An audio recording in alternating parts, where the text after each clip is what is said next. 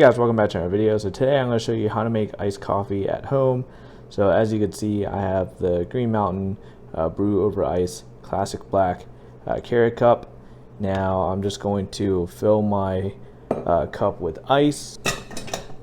Okay, and then I'm going to bring this cup over to the Keurig. Going to remove this slot here, put it right under, and then I'm going to grab my K-cup and put it there, close it.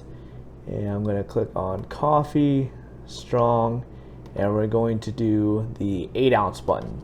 So I'm going to click on that, and this is by far the best iced coffee that I've had, and I really enjoy the fact that I'm able to purchase these K-cups and enjoy a nice cup of iced coffee at home without having to spend as much as if I were just going to go to the coffee shop. It's just going to brew over the ice, and within minutes you'll be able to enjoy a nice cup of iced coffee. And just like that, the coffee is finishing up here. So going back to this cup, so as you can see, it's pretty much filled to the top here, and you just have to wait a couple extra minutes just to make sure that the ice is doing its thing and making the whole entire drink cold. So thank you guys for watching. I'll see you guys later.